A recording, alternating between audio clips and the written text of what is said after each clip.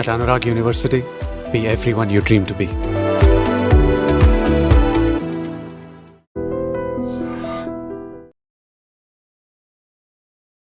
Welcome to I dream. కర్ర కానీ కత్తి కానీ తుపాకీ కానీ వాడరు, కనీసం వార్నింగ్ కూడా ఇవ్వరు, కానీ కోట్లాది రూపాయలు కొట్టేస్తుంటారు. అది కేవలం ఇంటర్నెట్ సహాయంతో. వాళ్ళే సైబర్ క్రిమినల్స్. సైబర్ క్రిమినల్స్ ఎలా వాడుతుంటారు, ఏ విధంగా మోసాలు చేస్తుంటారు అనే విషయం మనతో మాట్లాడడానికి సైబర్ ఏసీపీ గారు కేవీఎం ప్రసాద్ గారు ఉన్నారు. ఆయన అడిగి ఈ విషయంపై చాలా క్షుణ్ణంగా చాలా నీట్గా తెలుసుకోండి. అసలు మీరు ఎంత దారుణంగా మోసపోతారనే విషయాన్ని ఆయన చెప్తుంటారు. సైబర్ క్రిమినల్స్ అందరూ కూడా చదువురాని వాళ్ళు, కానీ మోసపోతున్న వాళ్ళందరూ కూడా బాగా చదువుకున్న వాళ్ళు. ఈ వ్యత్యాసం ఏంటి అనే విషయం సార్ని అడుగుతాం. సార్ నమస్తే అండి. నమస్తే సార్, నాకు చెప్తున్న గతంలో మనం ట్రెడిషనల్ క్రైమ్ తీసుకుంటే వాళ్ళు రావడం, బాడీ అఫెన్స్, కొట్టడం, బెదిరించడం రకరకాలు ఉండేవని. ఇప్పుడు ఏమీ లేకుండా కేవలం ఇంటర్నెట్ సహాయంతోనే అందిన కాడి దోచుకుంటే కోట్లాది రూపాయలు ఎంత వాళ్ళ ధర ఎంత వీలైతే అంత గుంజేస్తున్నారు. సార్, మీరు పట్టుకున్న వాళ్ళు అందరిని చూస్తుంటే వాళ్ళందరూ కూడా బిలో ఇంటర్మీడియట్ ఉంటారు, కంప్లైంట్ అంతా కూడా హైలీ ఎడ్యుకేటెడ్ ఉంటారు. అంటే ఇంత చదువుకున్న వాళ్ళు కూడా అటువంటి విషయాలు మోసపోవడానికి కారణం ఏంటి? సైబర్ క్రైమ్లో తెలంగాణ పోలీసు కానీ అన్ని స్టేట్ పోలీసులు కూడా బాగా అవేర్నెస్ తీసుకొస్తుంది, ఇటు మీడియా కానీ పోలీసు కానీ. ఇంత అవేర్నెస్ క్యాంపులు నడుస్తున్నా ఇంకా ఎలా మోసపోతుంటారు? ఈ రెండు విషయాలు చెప్పే ముందు, ఇప్పుడు తెలంగాణలో ఎక్కువ ట్రెడిషనల్ క్రైమ్ ఏముంది? ట్రెడిషనల్ క్రైమ్ అంటే ఐ మీన్ ట్రెండింగ్లో ఉన్న సైబర్ క్రైమ్. ఇప్పుడు మనకి ట్రెండింగ్ సైబర్ క్రైమ్ వచ్చేసరికి నంబర్ ఆఫ్ కంప్లైంట్స్, అంటే కంప్లైంట్స్ ఎక్కువగా వస్తున్న ఫ్రాడ్ చూస్తే అడ్వర్టైజ్మెంట్ ఫ్రాడ్. దీంట్లో ఏంటంటే క్రిమినల్స్ మనం అడ్వర్టైజ్ చేసినా లేదు, వాళ్ళు అడ్వర్టైజ్మెంట్ చేసిన. అంటే ఇప్పుడు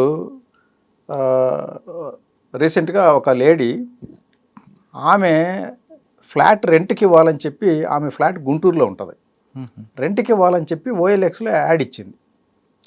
యాడ్ ఇస్తే ఓఎల్ఎక్స్, ఈ క్విక్కర్ వీటిలో ఏంటంటే ఫ్రీ యాడ్స్ తీసుకోవచ్చు మనం. యాడ్ ఇస్తే అది చూసిన ఎవరైనా సరే ఆమె ఫ్లాట్ అద్దెకి తీసుకోవాలనుకునే వాళ్ళు కాల్ చేస్తారు. ఈ ఫోన్ నెంబర్ ఇచ్చింది, ఫోన్ చేసి ఒక అతను కాల్ చేశాడు. కాల్ చేసి మీ ఫ్లాట్ బాగా నచ్చేసింది, ఎందుకంటే మీ ఫొటోస్ అన్నీ అప్లోడ్ చేసింది. ఫ్లాట్ని డిస్క్రైబ్ చేస్తూ మా ఫ్లాట్ ఎట్లా ఉంటుంది అని చెప్పి డిస్క్రిప్షన్లో ఫొటోస్ చేసి పెట్టింది. అంటే నేను మిలిటరీలో పనిచేస్తున్నా, అందువల్ల వచ్చి పర్సనల్గా చూడటం కుదరలేదు, కానీ ఫొటోస్ చూసి నేను చాలా అట్రాక్ట్ అయిపోయాను.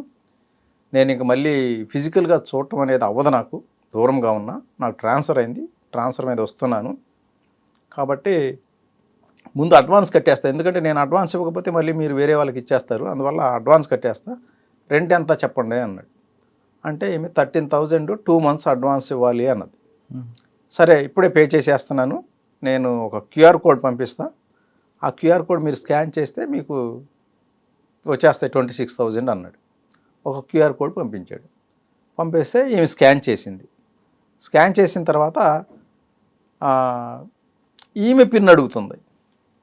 ఈమె పిన్ అడిగితే ప్రొసీడ్ టు పే అనే ఆప్షన్ ఒకటి వచ్చింది, అది కొట్టిన తర్వాత పిన్ అడిగింది. ఆమె పిన్ కొట్టేసింది. పిన్ కొట్టేస్తే రిసీవ్ చేసుకోవాల్సింది బదులు ఈమె అకౌంట్లో డబ్బులు వెళ్ళిపోయినాయి. ఇదేంటి ఇట్లా నా అకౌంట్లో డబ్బులు వెళ్ళిపోయినాయి అని చెప్పి మళ్ళీ కాల్ చేసింది. ఏంటండి ఇట్లా నాకు మీరు డబ్బులు పంపిస్తున్నారు, నా అకౌంట్లో నుంచి వెళ్ళిపోయినాయి అంటే, లేదు ఇది టెక్నికల్ గ్లిచ్ ఉంది, నేను మళ్ళీ పంపిస్తున్నాను, ఎందుకంటే ఇప్పుడు మీరు పోయిన 26 మళ్ళీ ఇంకొక 26 యాడ్ చేసి 52 పంపిస్తున్నా, ఇది స్కాన్ చేయండి అన్నాడు. సార్, క్యూఆర్ కోడ్ పంపితే మన డబ్బులు పోతాయనే విషయం ఆవిడకి అవగాహన లేదు. ఎందుకంటే మనం మార్కెట్లోకి పోయి చాలాసార్లు క్యూఆర్ కోడ్లు స్కాన్ చేసి పే చేస్తుంటాం, కానీ మనకు రావాల్సినప్పుడు ఎప్పుడు కూడా మనం ఏమి స్కాన్ చేయకుండానే వస్తున్నాయి అనేది మర్చిపోతున్నారు.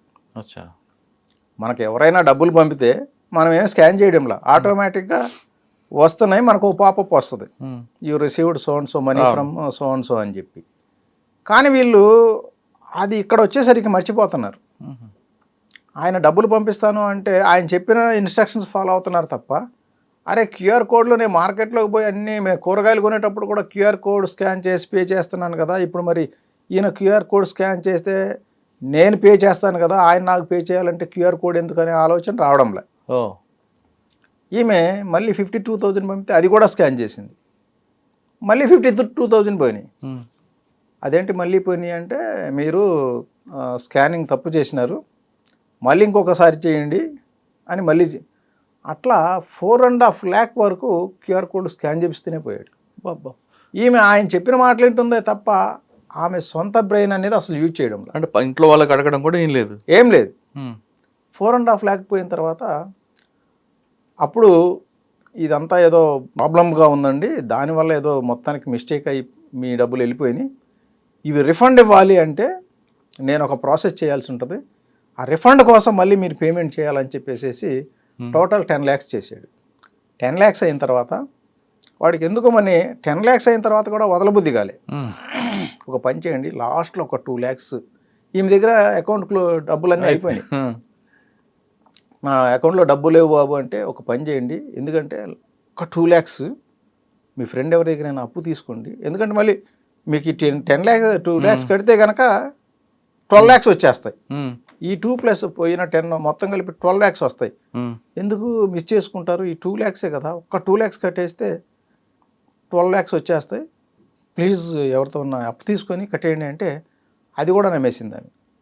వాళ్ళ ఫ్రెండ్కి ఫోన్ చేసి 2 lakhs లోన్ తీసుకుంది, లోన్ తీసుకొని ఆ 2 lakhs కూడా పంపించింది. పంపించిన తర్వాత మళ్ళీ ఏం రాలా.